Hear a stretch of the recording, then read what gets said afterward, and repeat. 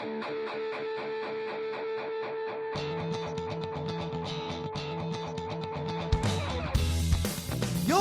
listening to the Let's Go Buffalo podcast, your new favorite podcast for everything Bills and Sabres.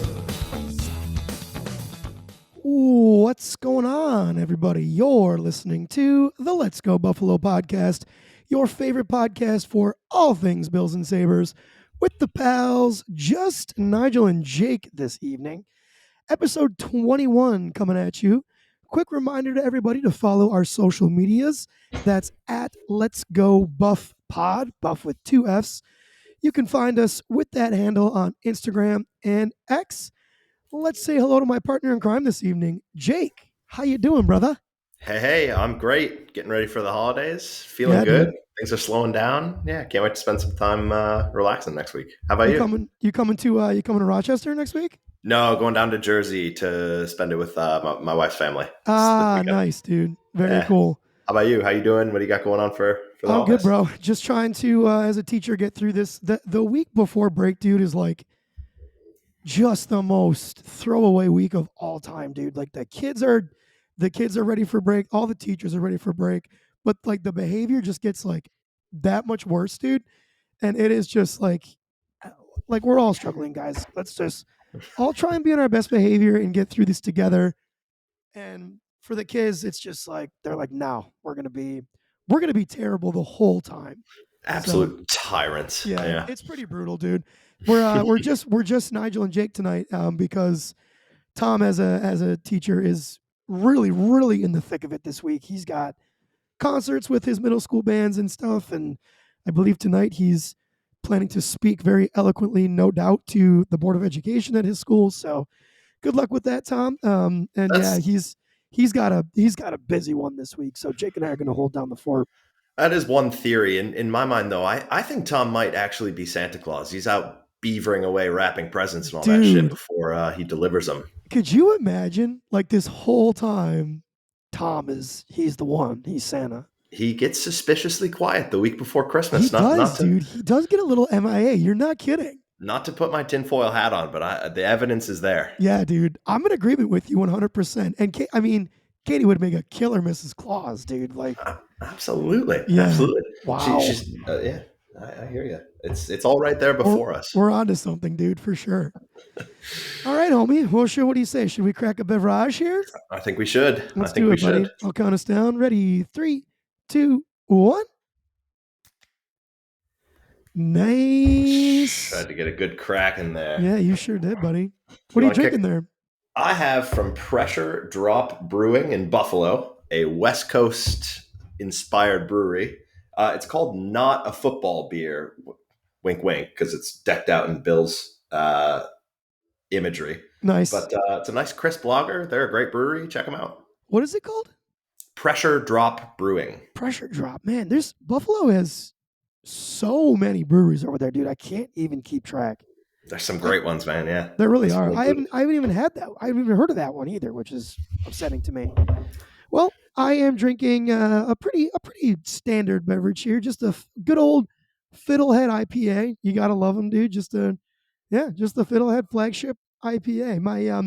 My girlfriend's brother digs these a lot. Last time we were hanging out, these were what we were drinking, and it's a nice beer, dude. So yeah. Yeah, they're a great brewery. They got some good stuff. They're up in Tom's neck of the woods. Yeah. Cool. Awesome, dude. All right, folks. Well, we got a bunch to talk about. And we decided that we're going to start with the less good vibes in terms of the hockey team from Buffalo. Holy shit. Do the Sabres absolutely suck. Games that they've played since the last podcast. 2 losses, lost 2-0 to Arizona, and then lost 9, yep, you heard me, 9-4 to the bottom 5 Columbus Blue Jackets. Current record on December 20th puts them at 13-17-3. They are 7th in the division. They are currently 6 points out of a playoff spot. Money Puck currently has the Sabres with a 7.4. That is a single 7 6.4%, so less than 8% chance to make the playoffs.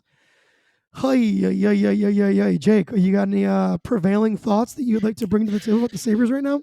Well, it's not great, that's for sure. And it's funny how quickly things can change. Like we recorded just a couple of days ago. They were coming off a 5-2 win over Vegas, and we were talking about the past 5 games during that podcast where they had 3 wins, one loss, and one overtime loss. So they're collecting 7 of a possible 10 points. You take that Yep. every time. You Yep. take that every time.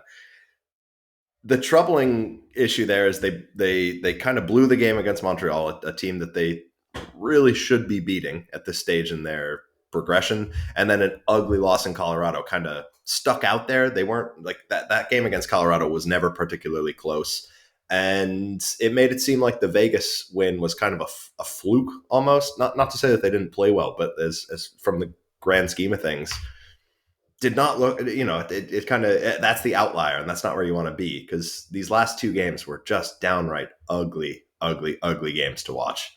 Yeah, dude. Um, It and is. Yeah, go ahead.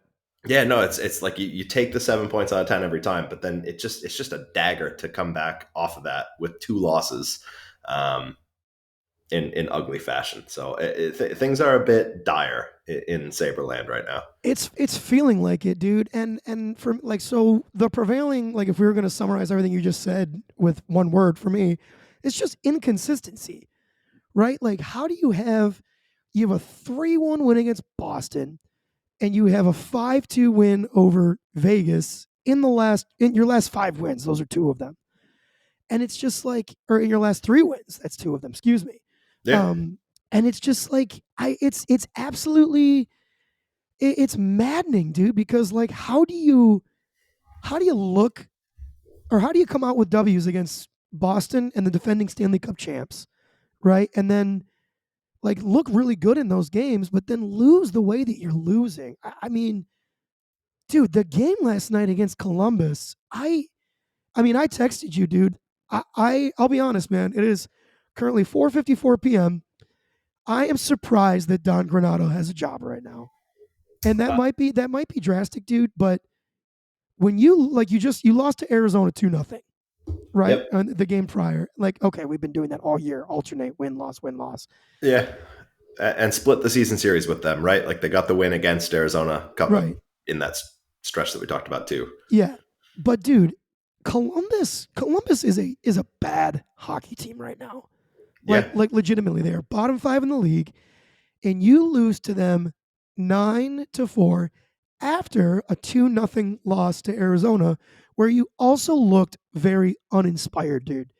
Losing 9-4 in your own barn, wearing the goat head jerseys to a team like Columbus, who again, bottom 5, dude. Like, I don't know, bro. That to me, and I texted it to you. I was like, this feels like a fireable loss. Like someone's head needs to be on the chopping block after this loss. And nothing happened. Nothing happened today. We watched more of the same press conferences from Donnie Meatballs. I thought Kyle Okposo last night completely missed the mark on his post game press conference, dude. Like, saying that like the boos were directed like at the last 12 years, not just this season, which I completely disagree with. I think it is purely frustration with this season, which was supposed to be a season where you make the playoffs. Like, I don't know, dude. Like, I just can't. Like, if something doesn't change within the next week for me, like pretty much immediately, this season's down the toilet. Like, I don't see you coming back from this one. it's already dire. Like you need to go, they need to go on a monumental, like borderline historic streak to claw back into the playoffs at One this point. hundred percent. It's no longer well, you win a few games, you string a few together, and then you're kind of back in the race. Like they need to do that for the rest of the season. And the way they're playing, it's just not going to happen because of the inconsistencies that you mentioned. It's yeah, and it's frustrating because last year when they made meaningful strides towards being a competitive team, there was compete every game. Yes. I don't care how, like, I don't care if they went down by a goal, 2 goals, or 3 goals. I didn't count them out of pretty much any game last year. And God, man, like some of often, not just a game here or there, often this year, it's, well, they're down 2 goals. This game is pretty much over. The life has been sucked out of them. And I don't like. There's no easy fix. I don't know what the fix to that is. Well, But it, go ahead, sorry. no. Hit me. I think the shitty thing is, dude, like I think when you're in a situation like this where your team is just drastically underperforming, it is it is the exact same situation with Ken Dorsey, dude, or I'll say the exact same situation with the Bills. Something drastic has to happen to give everyone that slap in the face. Yeah, And that's why, like in football, it's a little different because like you definitely can fire a coordinator, and that is the same thing. The equivalent to that in hockey is is firing Matt Ellis the kick that everybody needs. Like I think typically no, you yeah, firing your assistant coach probably isn't enough. I think it's typically the head coach, dude. And I'm sorry, man, but like it's like the word that I think is the most important ingredient to a successful hockey team is compete. Right? yeah. You have to come in like you can be a less talented team and come in and outwork a team and win hockey games. It's happened so many times. But the team coming in playing the Sabres, like the Sabres have a talented roster for the most part, and they get outworked Yes. often, often. But and you see it the opposite too when they go into another team's barn and outwork the opposition. It happened against the Bruins, happened against the Rangers. Like they've beat good teams on the road. Yeah. When they go in there with that kind of fuck you attitude, the results speak for themselves. They come away with wins against tough matchups. Yeah. But if you're not competing hard every shift, you're not going anywhere in this league, and that is what's happening right now to a T, And to a man. and I think what's really upsetting for me, dude, is and maybe I'll pose this question to you and see just to be curious if you have a different opinion. But like if you had to pin the guy on the team right now who shows the most consistent level of compete, who would it be? Would you have anybody in mind? It's a good question. Can I give more than one? Yeah, yeah, go for it. I think the two right now that show the most compete and desire to battle it out. The two names that come immediately to mind are Tage Thompson and Zach Benson. Zach Benson is the one for me, Yeah. 100%. And it's unfortunate that you and I on this hockey team, we both mentioned the goddamn 18-year-old rookie, Yep. right? But like, here Yeah. I see this guy, what is he, whopping 5'9" or whatever? He's in, but dude, like he's in the dirty areas. He's in front of the net. He's getting the shit kicked out of him, but he's just in there, dude. And he takes it on the chin over and over every game, and he bounces right back up when he gets hit. He gets hit a lot, and he gets put on his back a lot. But every time he does, dude, he fires right back up, and he's right back being an absolute bitch to play against for somebody.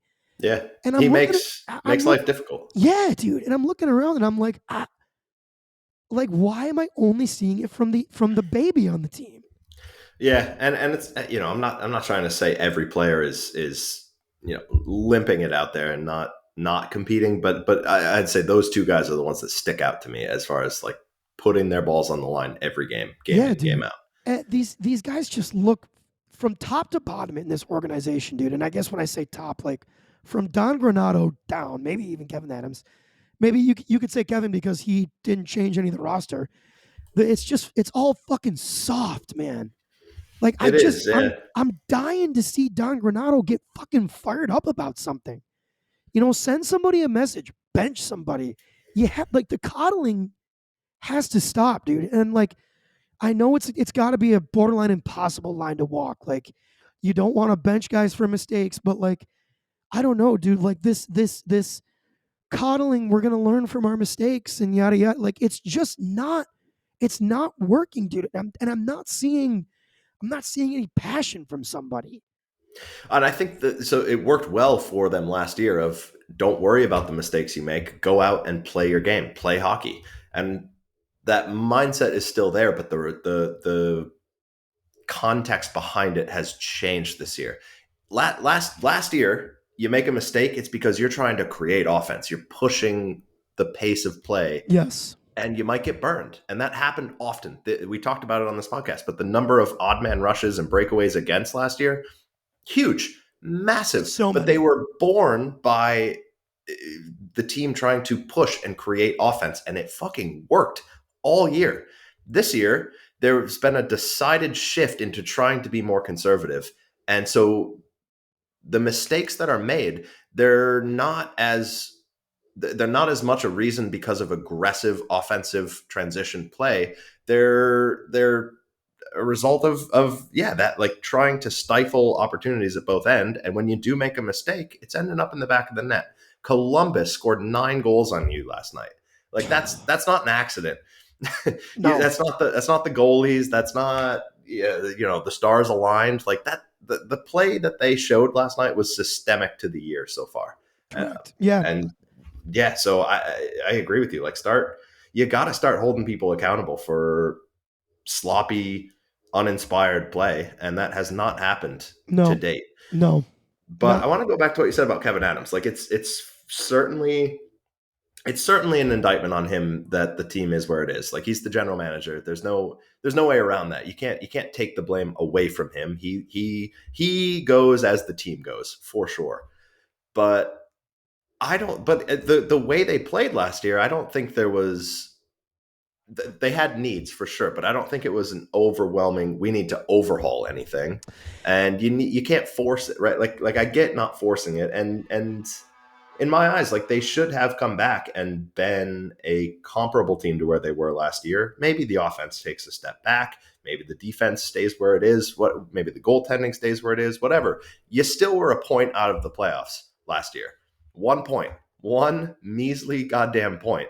This year, they're on pace for 73 points right now. oh my God. They're 7th in their division. They're on pace for 73 points. For anyone that's unaware, 73 points is like borderline rebuilding status. In the NHL, you need anywhere from 93, 94 points to 98 points to make the playoffs. 73 points is just not going to cut it any way you slice it. I think last season 96 was what you needed to get into the playoffs. No, it was 92. They missed Oh, by was 1 it? point. Yeah, Oh, and one point. okay. Well, dude, it's just so yeah. To answer your or to touch on your point there, this team right now to me, and like I can't dispute anything you just said. It was all factually correct. But to me, what this team was and is still lacking, or I guess what we actually have, we have too much of the same player, right? Like, we've got too many guys where their thing is skill, right? And you're in an era of hockey where, like, your days of the guys that can only hit are over. At Yeah. this point, everybody who's in the NHL has skill. What we're seeing though is the disparity is probably bigger than it ever has been. Like, when you've got, your McDavids and then your Keaton Kolesars, like, so there's a lot of disparity, and the elite is more elite than it ever has been. And the amount of people, the amount of players you put in that elite category are more than it's ever been. I think what this team is still missed, like like I said, we have too many of the same player, right? Too many of a Jack Quinn, Victor Olofsson, Casey Middlestat type guy, where it's just a skill player and not a guy whose game is circled around jam and tenacity and being a prick to play against, like a Keaton Kolesar, like a Nick Delorier, right? Like a Ryan Reeves. Those like, I don't feel like we have a single one of those guys. You can make a case for Zemgus Girgensons, but I don't think he has the skill that those guys have. Like, and like you could maybe throw an argument of Kyle Okposo. Like, I just think he's too fucking nice, dude. Like, none of these guys on our team right now, I like can actively feel like when I look in the mirror, are guaranteed a lock to be just a bitch to play against. Like, I don't think there's a defenseman in the league that fears playing the Sabres, because he knows that every time he goes to get the puck in the corner, he's gonna get fucking waxed into the boards. Like that's what I'm missing on this team. And those are the kind of players that I'm looking to add. You can't win a cup without them. Look at the last several cup winners, dude. They've all got a fourth line, maybe even a third line of guys that A, can put the puck in the net, but B, opposing teams don't want to play because they are just a nightmare to play against. And that's what I was looking for, right? Get rid of a Victor Olofsson, get rid of a Tyson Jost, bring in some of these guys for the bottom six that will score you, I don't know, a handful. Like every 10 games, you're looking for, I don't know, 3, 4 goals out of this line, right? Yeah. Maybe that's not too crazy, but every night are just a nightmare to play against. That guys, Charlie McAvoy has to go, fuck, I got to play against that guy tonight. He's going to beat my ass in the boards. He's going to be a nightmare in front of the net. And that's what I mean when I talk about the roster, like just coming back and being the same. We have none of those players, I feel like. Yeah, no, I agree with the premise for sure. The players you named in specifically, I don't know if I agree with. I would not want any three of those guys on the Sabres, but that but like the guys that I am thinking of that are nasty, mean, competitive, and can still chip in some goals. Those guys don't grow on trees. Nope. Um, but yeah, I agree with you. The mindset of the team is soft right now. They're easily shaken, and there's no coming back from that right now. They cannot outscore their problems like they have done in the past, and it's showing in the win loss columns. Yeah. But It's yeah, you just, need depth, and you need size, and you need compete to win hockey games in the regular season, and everything triples it when it comes to the playoffs. So like if they started the playoffs tomorrow and the Sabres made it, I would put my life savings on them getting swept the way they're playing oh yeah. And without and second thought. like right now, dude, the only couple players that I feel like their style of game is going to translate beautifully to the playoffs are Rasmus Dahlin and Zach Benson. And Yeah, that's honestly it. I honestly, dude, like you want to know what I would love to see? You mentioned Tage Thompson, Jake, and I feel like he's pretty aggressive in his forecheck, and I think he's a good penalty killer. But man, like, would you agree he's a leader on this team right now? 100%. Yeah, I like, dude, and don't take a penalty. It's easier said than done. But God, dude, like on a first shift, I would just pay any amount of money to see Tomer go out there and just fucking blow someone up to just get the boys going, man. yeah. And I pick a guy like Tage Thompson because it doesn't mean as much when it's a Kyle Clifton, or No, whatever. agreed. Yeah, like it just like he's aggressive. He's got 2, 3, 4 solid hits every game, but Absolutely. he's Yeah, so he's bad physical. defensively that who gives a shit? He's bad defensively, and he's horrible in transition. Exactly, dude. Nothing happens to the neutral zone that's positive in the Sabres' favor when he's on the ice. 100%. So like I'm dying for a guy like Tage Thompson or a Casey Middlestat, right? Make a point to go out there and fucking level someone first shift. Send a message not only to your teammates but to the opposing team. Yeah, Like that's the kind of shit that I'm looking for right now. I think Clifton and Johnson were both brought in over the offseason for that reason, to kind of get some grit in the back end and do exactly what you're talking about, kind of set a physical tone for the team. But and they've done that to a degree, but it's not translating to any positive results at all. No, but And and the other problem with that is like the other problem with that there. I just totally lost my train of thought. Fuck! I tried to repeat it to bring it back. It's gone. Shit. it's Never gone. mind. Back to whatever you were saying. No, it's all good. It's all good. But yeah, those two players just haven't been a difference maker for the team with the regression of the forwards. And Oh, I like got Tage it. Thompson, oh, hit it, I got let it it. rip. So it's great that those guys are physical, but the physicality can't come at the cost of just being piss poor defensively and in transition, like you said. Okay, go ahead. Yeah, I completely agree. Yeah, and it unfortunately has been the case. Yeah. Um, yeah, I just it comes back down to, are these guys ready to play it night in and night out? And it just does not seem like it. It seems like there's flukes where they are showing their full range of talent, but it's few and far between. Yeah. So it leads to the discussion of, are we going to see a coaching change in the next week or so? who's better to replace. There are one in particular, but some other recent firings of who might be out there. But look, Donnie Granato is the ninth longest tenured coach in the NHL. Like it's a league that moves quickly through coaches. Yep. He And was just it's hired in 2021. yeah, it's very much a league, especially with coaches. That it's always what have you done for me lately? Recency Yeah, bias in hockey is probably to a fault, like crazy bad. But it is the way it all goes, man. Like, I mean, you just watched a guy like Craig Berube get fired as a Stanley Cup winning coach. You yeah. know, um, so he didn't get fired today, right? So he's probably safe for the time being. Jake, how many more like so because you're way more tame on this than I am. I'm officially in the like thank you for getting the guys to where they are, Downey, but this is unacceptable. I'm firmly right now in the fire Don Granato camp. I know you're more tame on that though. What more would you need to see to join me in that bucket? I'm more tame, perhaps, but not by much. And the reasoning is just like I said, they're on a 73-point pace right now to finish the season.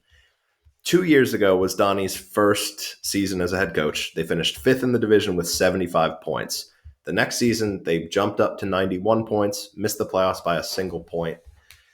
The difference here, though, and then now this year projected to finish with 73 points. The difference between this season and 2 seasons ago, there is so much more talent on this roster today than there was on that team that finished with 75 points 2 years ago.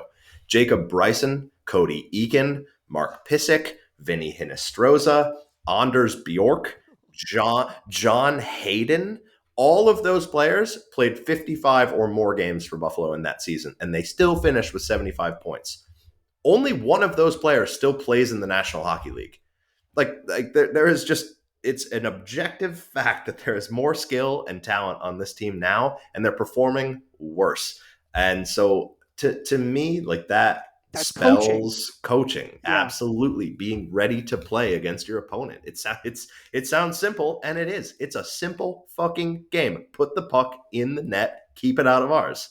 Um, so to go back to your question of what more do I need to see, I think the game tomorrow night is going to be telling. That's Thursday, December 21st. The Sabres host Toronto at home, which is oh, essentially a road game, but given you know all what? the You know what's gonna. You know what's gonna happen, Jake. Tell me right now what is gonna happen in that game tomorrow. the knuckleheads are going to come storming south Yep. and fill the Buffalo Sabres arena with Toronto Maple Leaf fans. I'm fully expecting I think Buffalo will step up, and I think this is what you were getting at, because they really like playing against Toronto in a division matchup and sticking it to them, which I love to watch. But I think it gives them more legs to go with Don Granato as coach. I think if they lose the game in anything other than a close game tomorrow night, I think that could be the final bell Yeah. toll, whatever. I don't know what I'm trying to say, but I think that might do it. I'm calling it. Certainly for me. I'm calling it And right now, dude. We're gonna beat the fucking Maple Leafs like 6-1. Like that's what's gonna end up happening. And then everyone once again, and it's not gonna be me this time. I did it again after Vegas. I am not gonna bite the hook when they kick the shit out of Toronto tomorrow night because do you know who we play next after that? I sure do. The New York Rangers leading their division. Perfect. We're probably gonna beat them too. Whatever the next mediocre to bad team is, that's who we're gonna lose like 7-1 against. And Well, then hold on. So they play Toronto tomorrow night. Then they play the Rangers. Then they play Boston right oh after Jesus Christmas. Christ. And then the next mediocre team, the Columbus Blue Jackets, who just dropped 9 on you at home. Hmm. Yeah, so I mean, oh god, maybe my thought process is wrong. Then maybe they're looking at that schedule and they're going fuck, and then Toronto just waxes them tomorrow night. You're right though, dude. It doesn't even have to be a win. They're in hockey, man. Like hockey's so fluky. So is football, but hockey's so fluky. There's a good and a bad way to lose. Like I truly mean that. Like Yeah. if we had the same record right now, but we were losing games the right way, I'd still be in, dude. I'd still be like, we're gonna turn this shit around. Right. But it's the way that we're losing that is so horrendously bad. So I agree with you, man. As long as we can show some compete and we are skating with Toronto, like that's the eye test in hockey is so huge. You can't always look at the scores. Yeah, It's you like, yeah, you just gotta follow your eye test there. I don't know, man, but 100%. Yeah. I mean, stats are great. They don't always tell the full story. I think in this case that we're talking about, I think they do tell a telling story. Just because they're it's not like they're losing games in a good way. They're losing a lot of games in a bad way. yeah, They can't string a win streak together to save their lives. I think they have 2 win streaks this year, each of 2 games. It's not a sustainable way to make the playoffs as a team. yeah. Jake, Um, you've got some really great discussion points here that are comparisons from this year to last year. Did you want to touch on any of those? let's do that, and then let's move on to the Bills. Yep, I'm down. So through 33 games last season and this season, a little bit of a comparison. Last year, second in the league in goals for with 132. This year, they're 20th in the league with 94. That's 38 less goals through 33 games. So about a goal plus per game that Yep. they are not scoring. And pretty much tied in the amount of goals that they've given up. However, they were 18th in goals against last year. They're 29th in goals against this year. So a similar number of raw goals against, but relative to the league, they're giving up a lot more goals than other teams. We've talked about it all year, but the power play has been putrid. Through 33 games last year, they were second in the NHL with 29.4% power play conversion. This year, have that. It's down to 14, and they're 27th in power play percent with all the talent that's on the roster. That's fucking It's crazy. inexcusable, bro. I wanted to touch on goalies real quick. Last year, Craig Anderson, UPL, and Eric Comrie were your 3 goalies. This year, it's UPL, Devin Levi, Eric Comrie. Look, Craig Anderson was a great goalie throughout his career. He was performing well last year. That definitely propped them up in a few games, but I wouldn't say that he's been the number one difference maker. But I wanted to call out that essentially goaltending hasn't changed too much for Buffalo. I'm not pointing the finger at the Sabres' lack of success at goaltending at all. Nope. It's team play that's condemning the goalies to poor stats in my mind. Yeah, and if people are blaming the goalies, if you're listening to this and you hear, if you first of all, if you are blaming the goalies, you're unintelligent, and B, if you're listening to people blame the goalies, you need to assume that they are unintelligent. Continue. I totally agree. And then last thing, just on like the offense and scoring, 11 players last year and 11 players this year have 10 plus points through 33 games. Decent depth scoring. The issue is that last year we had 5 players that had 30 plus points through 33 games, and Tage Thompson had 50 points alone last year. Fast forward to this year through 33 games, zero players are at a point per game pace. No one on the roster has 30 plus points. A defenseman, albeit a very good defenseman, Rasmus Dahlin, is leading the team in points. I need the forwards to step the fuck up. Yeah. The top line of Tuck, Thompson, and Skinner has not looked the same this year Nope. at all. As far as so I want to talk about expected, or sorry, I want to talk about goals for percentage, which is basically a measure of when you're on the ice, which team has a better chance of scoring a goal. That's an easy way to look at it. If you're at 50%, then there's an even chance of both teams scoring a goal. If you're at 100%, then your team is only scoring, the other team is absolutely not. So anything above 50 is good. Last year, the top 5 players on the team, Tuck, Skinner, Thompson, Samuelson, Dahlin. That's your top forward line, and that's your top defensive pair. And each of those players was above 60% for on-ice goals for percent. 2 guys almost at 70. Yeah. This year, no player tops over 60%. And every player that I just mentioned is not on this list. So the top line and the top defensive pair have completely fallen off the map for whatever reason. But this year, it's JJ Peterka, Ryan Johnson, a rookie, Casey Middlestat, Dylan Cousins, Henry Jokiharju. I'm And, really, and some of those players are barely cracking 50. yeah, I'm really surprised to see Dylan Cousins there, if I'm being honest, because I truly felt like this season he's been bad. Me too. Yeah, yeah. I would like he's regressed from last year for sure, but it's also discounting the fact that he had a huge breakout season last year. Like he was all over the place. He was tenacious. I haven't seen that from him this year. He's been Yeah, neutered in a lot of ways. Like he's been invisible on the ice for long stretches. Whereas last year he put up a lot of points, but he was also very good defensively yeah. and in transition. And he's just been invisible on the ice for long stretches. So I wanna touch on that real quick, and then I agree. Let's get into the Bills. But what yeah, the yeah. reason I want to touch on that is because you mentioned the fact that he had a big breakout last year, as did Tage Thompson, obviously, right? Um, Going into this season, after the offseason was pretty much done, and the only guys that the Sabres had added were Johnson and Clifton.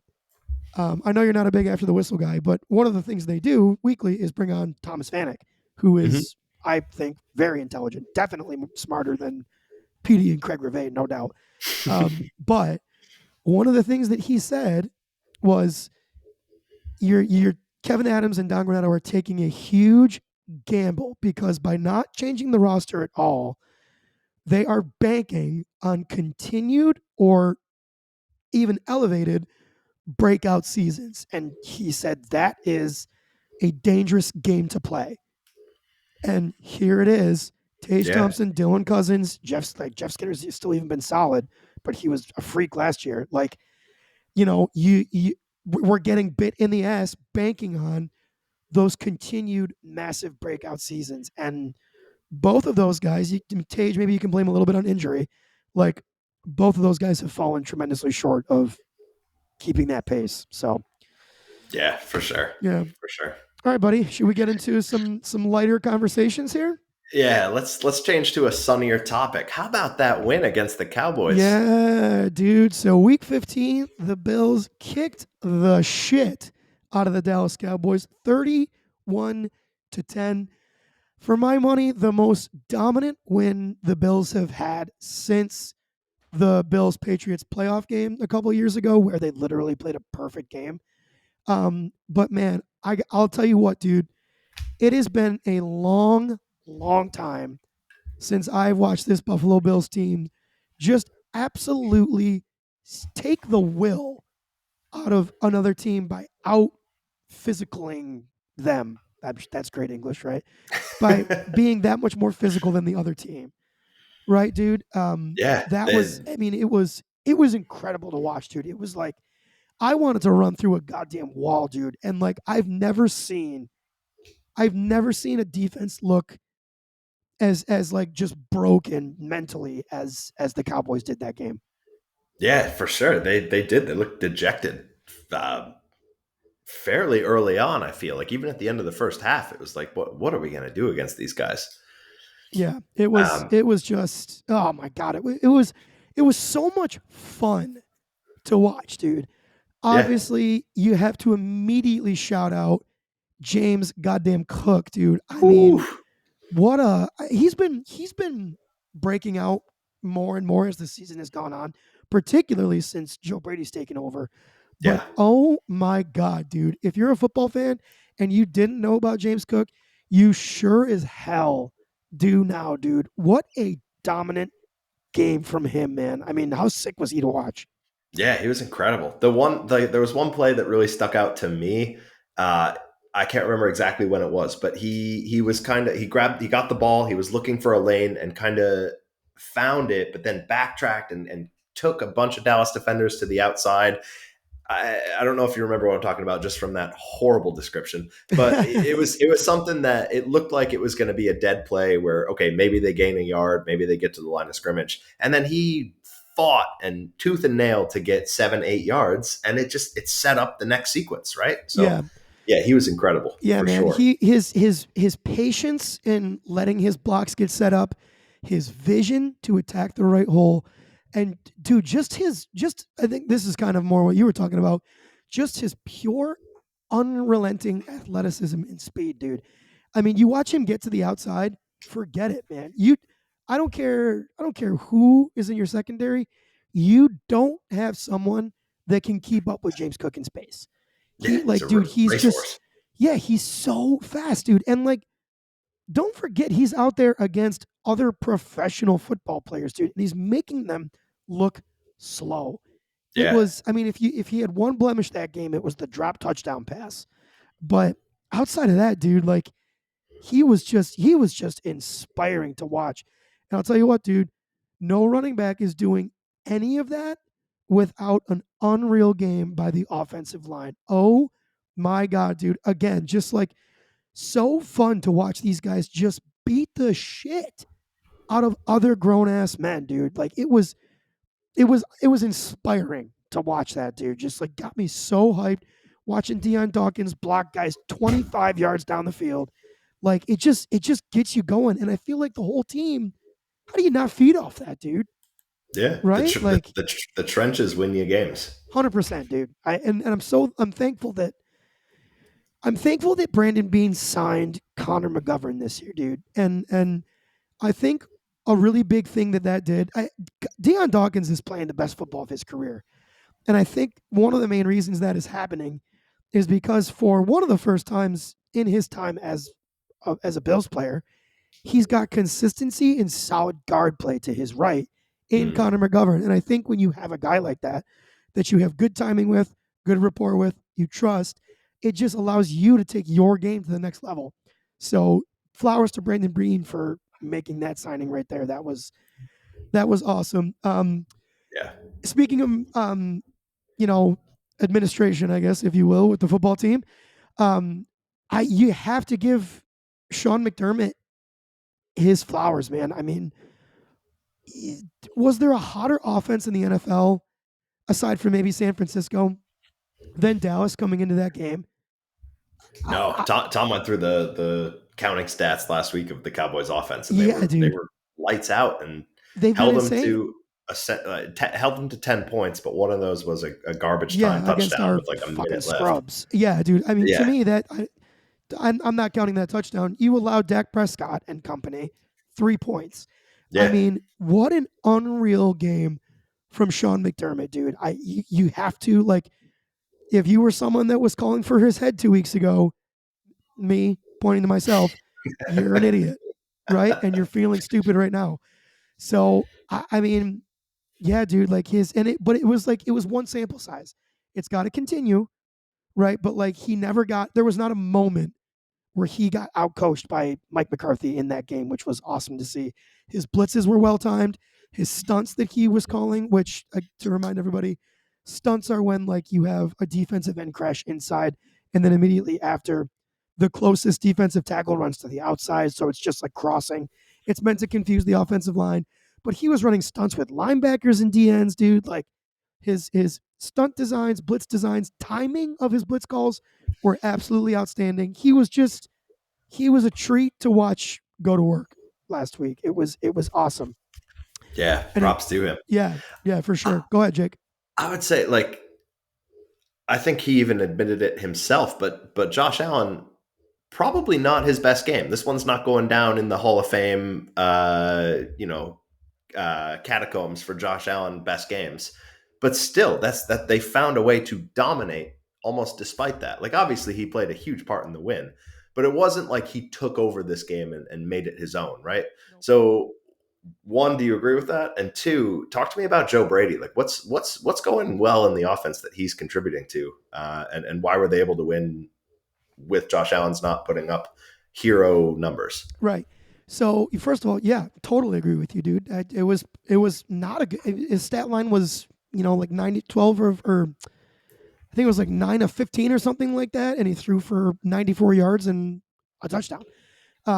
If you had told me that that was his stat line, I'm predicting that the Bills lost that game by 40. Truthfully. Yeah, Um, I hear you. but so it was really great. It was great to see us win without asking Josh Allen to be a hero because I feel like all we do is demand that Josh Allen is a hero week in and week out. And that's, I mean, that's to me not a recipe for long-term success, right? And I'm not sure it's a recipe that can get you a championship. You have to be able to win in other ways. You can't just become a one-trick pony. So to watch the offense win the game the way that they did this past weekend was just awesome. And yeah, dude, like a couple rough moments from Josh Allen, even like missing wide open guys that could have been touchdowns. There was a couple instances of that. So to piggyback off of that, this is the one negative that I have written down about Joe Brady. And it's that there does still seem to be some disconnect in the pass concepts right now. There, like we saw what happened with Josh Allen and Gabe Davis a couple weeks ago in the Eagles game, right? Like just that miscommunication there. Josh Allen, it looks like when I watch film, it looks to me like he sees the guys that are open and is actively making a decision to not throw to them. And I'm Mm, imagining there has to be a reason for that. And I want to know what it is. And more importantly, I want him and Joe Brady to find a way to iron it out. We've seen it yeah. a couple times in each game that Joe Brady has called, and the stakes are getting too big for that to continue. And I really, really, really just want to see those passing concepts get cleaned up a little bit. So Here's hoping. Yeah. yeah, Shuffled into a new role halfway through the season. Hopefully, yeah, on the dude. Like fly, can the figure shit that that we're out. seeing is shit that's supposed to get worked out in training camp. Yeah. So you Yeah. just have to hope that it gets fixed on time, I guess is the big Not thing.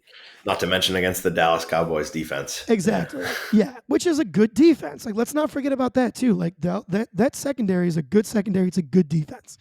Um but dude, like Joe Brady still the biggest thing that I loved from this game, he did not try and fix what wasn't broken, dude. There's plenty of clips going around on Twitter showing he ran the exact same fucking run play 5 times in a row because Dallas showed no signs of being able to stop it. Right? So, like, Yeah. just leaning into what's working. Right? He said in his presser, did he anticipate running the ball 50 some odd times, whatever it was? No. But it wasn't, it was working. And there wasn't a reason to move away from it because for whatever reason, Dan Quinn decided to do his best Sean McDermott impression and make no kind of adjustment. So, like, if it was working, there's no reason to stop. And that was shit that drove me fucking crazy about Ken Dorsey. When shit was working, he wouldn't go back to it, particularly with James Cook. By the way, Yeah. you think Ken Dorsey's hanging out at home going, gee, man, maybe I should have schemed number 4 into the game a little bit more? This guy's pretty fucking good. Yeah. Why did no one tell me? My God, dude. So, one of the things that I want to touch on here is the Bills' bread and butter running play is a run to the outside. It's called tackle wrap, right? And the reason it's called tackle wrap is because the tackle pulls and wraps to the outside and kicks out whatever defender is immediately in threat of tackling the ball carrier, right? Up to this point in the season, 9 times out of 10, Deion Dawkins is that pulling tackle, and that play is just running to the right no matter what. This week, and I think this is a brilliant call because what is Spencer Brown's best attribute as a football player? It's his off the charts insane athleticism. We ran tackle wrap to the opposite side, which was important in this game. Why? Because Micah Parsons, who's probably a top 3 defensive end in the league, not always, but most often was lining up over Spencer Brown. So what were we doing? You leave Micah Parsons completely alone, you run to the opposite side, and you take the athletic freak that is Spencer Brown and you make him be the wrapping tackle and beat the shit out of whoever's over there. And oh my God, did it work tremendously, dude. It worked so well. Such a great call to use Spencer Brown's strengths to his advantage, to the team's advantage. Right? Like, Yeah. and I'm sitting here going, like, why the hell didn't Ken Dorsey do that? Like, what a no goddamn brainer play. And the cool thing with that is it opens the door for more things, right? So one of the other things I have written down here is the run schemes were married to the pass schemes. And what I mean by that is we were running out of the same formations that we were passing, right? So there wasn't a formation or a personnel grouping that gave away what we were planning to do, right? Which is so important. We had running plays out of 10 personnel, which is 1 running back, no tight ends. We had running plays out of 11 personnel, 1 running back, 1 tight end. Running plays out of 12 personnel, 1 running back, 2 tight ends, and 22 personnel, 2 running backs, 2 tight ends. Right? So like there's nothing that you can put out there that gives away what you're about to do. And oh yeah, we ran passing plays out of all those as well. So like it's it's just Joe Brady doing intelligent things, making it difficult on the opposing defenses, dude. It's just some of it is it's so cool to watch, but it's also like, duh. Like why? Like isn't this kind of like exactly what you're supposed to do as the OC? Still using motion to Josh Allen's advantage. Josh Allen's able to see if the defense is going to be in some kind of a man, some kind of a zone, and adjust plays based on that, which is freedom he didn't seem to have with Ken Dorsey. It's just awesome right now, man. It's awesome to watch Joe Brady go to work, and I just hope he can keep it going, right? Because Yeah, each week there's more film that comes out, right? And exactly. and the teams just get a bigger sample size of how to stop Joe Brady's offense. So he's been great so far. The secret now is you have to keep it going, right? You can't let it stop. Um, Yeah, it's as important as ever in the thick of a playoff race here. yeah. So Anything that you wanted to touch on there with the game and or Joe Brady or McDermott or anything there, Jake? no, man, you covered it. It was an exciting game to watch. Kept the playoff hopes alive, and they're looking to continue that. Traveling west this weekend, right? Yeah. So So let's how are we touch looking on against the Chargers? let's touch on the playoff situation real quick because I still feel like majority of people are under the impression that the best way for the Bills to make the playoffs is through the wild card. And I couldn't disagree more, dude. Like the standings right now around those wild card positions are so log jammed that like I don't want to see us have to like that route just requires so much out of the Bills' control to go right. Right. And Mm. that's what I don't love. Truthfully, dude, I think oh man, I'm getting like hyped thinking about it. I think the best way is through the division by winning the division. And so let's map a couple things out here, dude. The Dolphins, their remaining 3 games, they have to play the Cowboys, they have to play the Ravens, they have to play the Bills. Those are the 3 remaining games that they have. Okay? I pity the fool that has to play against Dallas after we just kicked the shit out of them, first and foremost, right? I think objectively, Dak Prescott is the better quarterback than Tua Tagovailoa. And I think, oh yeah, here's the icing on the cake for me. I saw several tweets today out of Dolphins practice. Not a single starter on the offensive line was able to practice today. Wow. So good luck stopping Demarcus Lawrence and Micah Parsons with your backups, dude. This game right now is shaping up to be a problem for Miami. And oh yeah, if this one isn't, good luck beating the goddamn Baltimore Ravens next week, dude. Week 18 is shaping up to be a win and in, lose, and go home matchup between the Bills and the Dolphins, dude. Because, and I'm knocking on wood, right? The Bills have we got through what I thought was going to be the toughest point, which is the Cowboys, right? You've got the Chargers, which we're going to talk about that because I have some concerns about that game. Have the Patriots, okay? Yeah, we lost to them this season, but it was a Bills team that I don't recognize, right? It's not the Bills team that exists right now. And again, knocking on wood one more time. But and then you have the Dolphins, week 18. And is that in Miami? It is in Miami, yes, but yeah, it's in Miami. That matters. I'm not going to dance around that. That matters. That crowd's not going to be no joke in that game. But Bills Mafia travels. I'm not. Of It's course, not yeah. going to be. It's not going to be like 90-10. But I don't know, man. Like we went out and the Dolphins dropped one of those games, which I'm going to be honest, dude. They could drop 2. Like they could drop 2. So in the scenario that they drop one of those games, say they lose to the Cowboys, beat the Ravens, and then go to play Buffalo. Buffalo needs to beat the Chargers, beat the Patriots in order to have that be a meaningful game, right? Correct. Yep. If Buffalo drops either of those games against the Chargers or Patriots, then the whole argument kind of becomes void, right? Well, if we drop one of those games, we would just need to pray and hope that the Dolphins also lose to both Dallas and The actually, Ravens. I don't even think that would matter because they're still 2 games ahead of us right now. So we have to make up ground. Yeah, So, so but we okay, got so to yeah, win. no, I'm still right. If we drop one of those games, Miami can still lose both, and then Week 18 is the exact same scenario. Okay. Okay. Yeah. But win and you have less of a need to rely on other teams to help you get there. Exactly, All exactly. right. I got The it. I the got it. Bills. Let's the Bills just have to fucking win. You have to take care of your own business, right? Yeah. You lose to the 100%. Chargers or the Patriots, you don't deserve to go to the playoffs anyway, That's a fair right? Which is point. going to be a Yeah. horribly tough pill to swallow if that happens. And I'm knocking on wood again. Which we'll Um, ignore that game earlier in the season. yeah, But I'm willing to. With the way this team is playing right now, it seemed to be that Ken Dorsey was the problem. In truth, yes, like so far the evidence is pointing that way. it Yeah. seems to be, right? So things are like the vibes are just better. Josh Allen's smiling, Stephon Diggs is smiling. The vibes are just better. Yeah. So these next couple Dolphins games, man, we Plays. immediately became massive Cowboys fans, and we are soon to become massive Ravens fans. We just Yeah. need them to drop one of those games, and we have to win out, dude. And then we control our own fate, which is a fucking awesome place to be. That's where you want to be. Yeah, don't need to rely on other teams. So talk to me about our own fate. What do the Bills face as they go into LA on Saturday evening at 8 p.m.? Yeah. So well, I'll just mention a couple other things first. Good things for the Bills. No Justin Herbert. He can't go. He's hurt.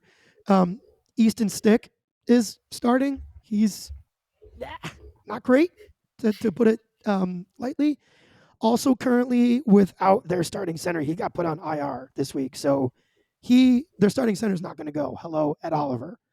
However, this does feel a little bit like a Bills trap game to me, and here's why.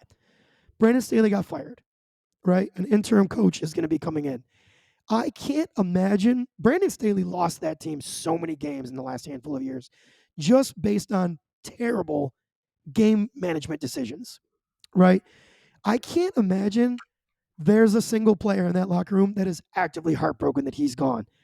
Teams typically get a little bit of a bump in their mojo when you fire a coach like that and you bring an interim guy in.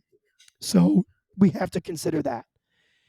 Like the Cowboys, and I just mentioned it with the Cowboys going against the Dolphins, they got the shit absolute. Excuse me. They got the shit absolutely kicked out of them. Um, so they're going to be looking to come back a little bit. So you got the fact that they got spanked last weekend, and they got their coach that they probably didn't have a ton of love for fired. Okay, and you add into that mix, Buffalo has to travel. Buffalo typically doesn't love to go west. So there's a couple ingredients here that have me concerned. I'm not panicking. I'm not predicting the Bills to lose, but it's on my radar as things that and this is my jaded drought fanship coming out. During the drought, dude, those things would spell an automatic loss for the Yeah. Bills. They're not that team anymore. I don't think that's going to happen. Knocking on wood. But there are things that are on my radar and they're concerning me. Put that aside, Khalil Mack is a problem, right? Derwin James, for my money, is the best safety in the league. Austin Eckler is a top 5 running back. And Asante Samuel Jr. is an insane cornerback right now. So there are some players that we need to be concerned with, right? We can't get complacent with the run game, right? We just stuffed Tony Pollard for the most part this past Sunday. Have to keep that energy up against Austin Eckler because he's been struggling a little bit lately, but that dude can absolutely break a game wide open. He's insane. Yeah. Don't let him off the mat. Nope. You handle Khalil Mack just like you did Micah Parsons. Derwin James is a ball hawk and hits like a freight train. You have to be careful of him. And Asante Samuel Jr., like I said, no joke. Very good player. So there are some players on that Chargers team that are no joke and are upper echelon in the league for sure. Is it going to be enough to stop the Bills? I don't think so. It shouldn't be. Shouldn't be enough. You go in there and you just play your game. You're gonna beat the Chargers, but you have to be careful of that trap stuff that I called. Absolutely. And just, like you said, take care of business. Yeah, just handle your business, man. Play your game. If I were to throw out a prediction for that game, I still think Buffalo's in a let's make a statement mode. I'll say 35-13. That game, Okay. 35-13 Bills. I'm gonna take the vote of confidence in the boys and just assume that they're gonna keep handling business the way that they have these last several games that Joe Brady's been calling the plays. You got a prediction? I'll go. I'll go. I agree with you. I think they take care of business. I agree with you that it might be a trap game. I'll go 31-10. 31-10. Cool. Awesome. So we're pretty similar there. Yeah. What about not taking care of their own business? Who do we need a little bit of nudging from in the matchups this week? Yeah. Take me through that. So I picked what I believe to be the most prevailing matchups that influence the Bills this week. So obviously, Bills versus Chargers. We want us to win. We're dying for the Cowboys or the Dolphins. This is a weird one. Bengals and Steelers. The Steelers lost. They have the worst record. We want the Steelers to beat the Bengals. Gonna be a tough go. The Bengals, even with Jake Browning, look pretty hot right now. But Colts Falcons. We would probably want to see the Falcons win that game. Browns versus Texans. Want to see the Texans win that game if I'm me. Seahawks and Titans. You want to see the Seahawks beat the team in the AFC. Jags and Bucks. You want to see the Buccaneers beat the Jags. Patriots Broncos. We want to see the Patriots beat the Broncos. Raiders and Chiefs. We want to see the Raiders beat the Chiefs, just because fuck the Chiefs. Giants and Eagles. We'd love to see. Actually, I think we'd love to see the Eagles win this game only because we want to have that strength of schedule look. Since we lost to the Eagles, we want everyone to think the Eagles are really good. Danny Coldcuts is hot though. Yeah, he sure is, dude. Sure is. And then Ravens 49ers. Probably want to see. This game doesn't matter a ton because both teams have such better records than us. One of the big points with this one, you could get some decent film out on how the 49ers choose to play against a mobile quarterback. And there's absolutely a world where the Super Bowl could be the Bills and the 49ers. So that film could come in handy down the road.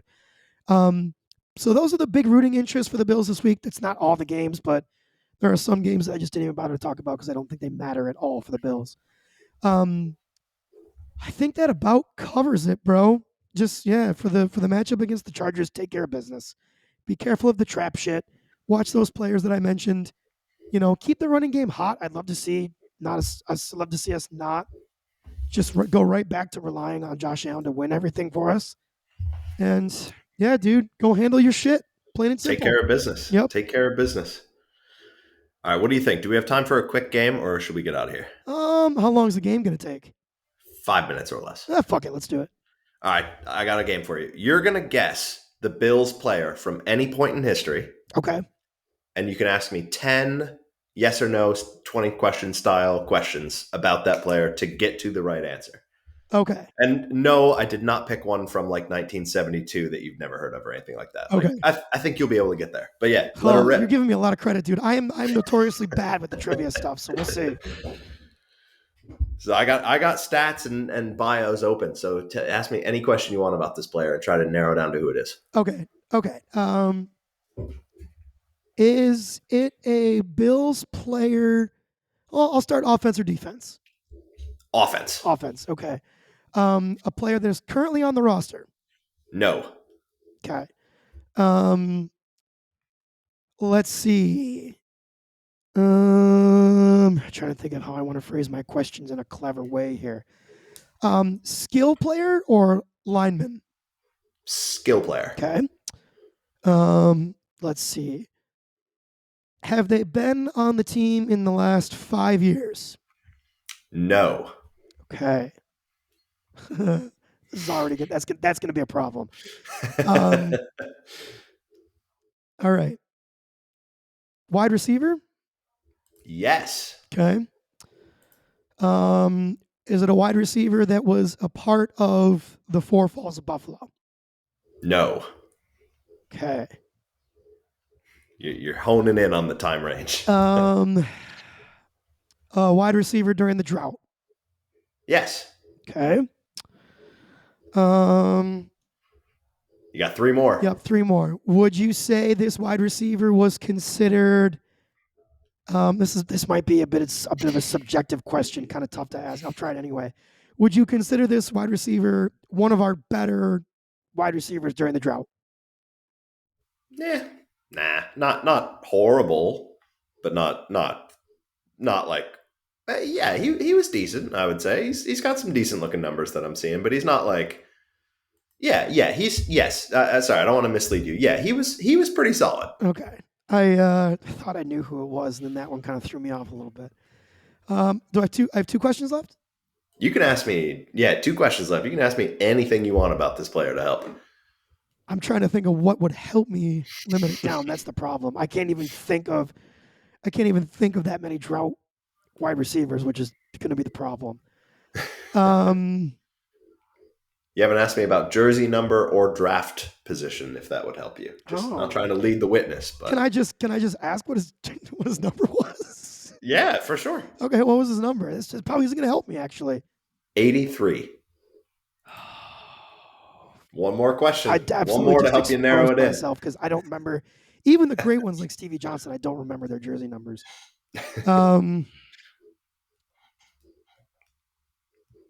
Was it a first rounder? It was. I'll even give you the year to help. It's probably not gonna. He was a first round pick, 13th overall in the 2004 entry draft. Sammy Watkins. Ooh, close, but no. Shit. Fuck. Okay, who was it? We are talking about Mr. Lee Evans. Lee Evans. God damn it! I should have known that. Fuck. Well, anyways, so good too. Yeah, right. No, I didn't want to mislead. He had some good seasons. Sammy for sure. Watkins was also like 14, I think. That was a dumb guess. Fuck. God damn it. Well, anyways, thanks for playing Who's That Bill? Yeah, dude. Oh, fuck. Tom will be good at that one. I'm going to lose that one every time, dude. My trivia with the Bills is so, like, as big a fan as I am, there are probably people that will never listen to this podcast ever again after that. Well, we'll play it again with Tom next week. But to wrap it up, thank you, everyone, from the bottom of our hearts for spending a little bit of time with us. It would mean, technical difficulties. We don't have exit music. Anyways, it would mean a lot to us if you would share an episode, give us a like, give us a follow on Instagram and X at Let's Go Buff Pod with 2 Fs. This is my pal Nigel. I'm Jake. Shout out to our Tom pal, preparing for Christmas. And you're listening to the Let's Go Buffalo podcast. We're sending you love wherever you are. Happy holidays. Merry Christmas. Go Bills. Go Sabres. Let's go Buffalo.